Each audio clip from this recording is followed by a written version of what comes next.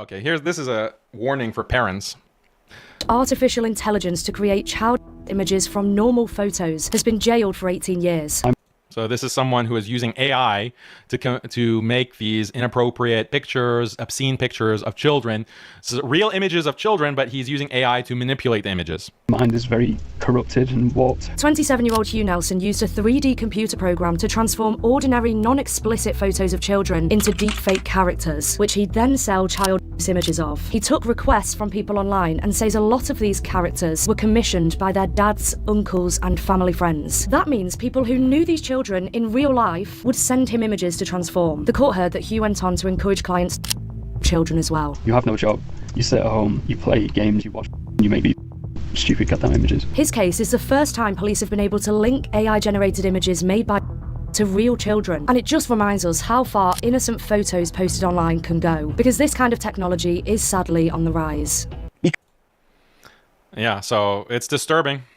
It's disturbing that they're using images of children. But I feel like, I mean, this is a warning for parents not to put photos of your children online on social media. Hopefully you already knew that. Hopefully you already knew not to do that. But it's just images in general. You can use anyone's images.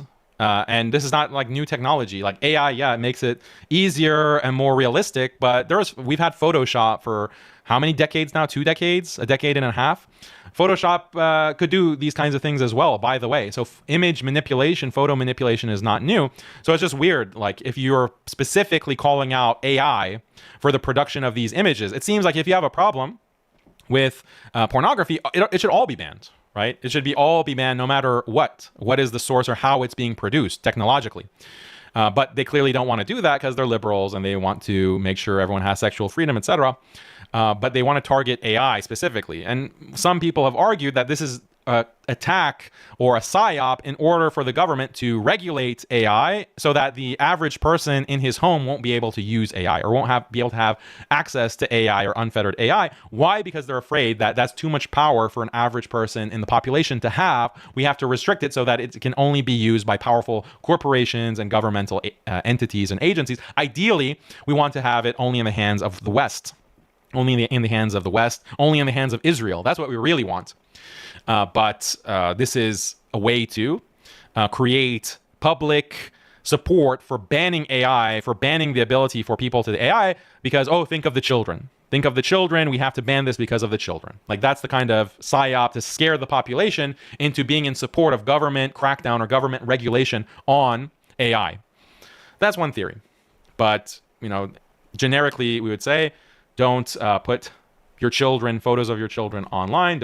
If you're a sister especially, don't put pictures of your face online.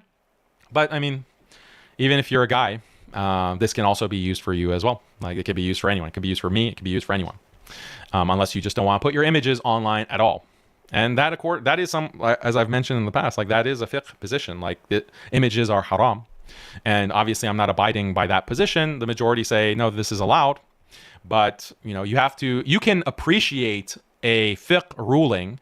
You can appreciate it and you can respect it even if you don't necessarily follow that opinion. And this is known. This is known even from the great imams. Like it's known that Imam Shafi, for example, would sometimes follow the opinion of Imam Abu Hanifa in a certain scenario just out of respect to the imam. Or same with Imam Ahmad. That's not his position, that's not his ijtihad, but out of respect, like in a certain scenario or in a certain situation, he would actually follow the opinion of the other imam. So that's to prove that it's possible.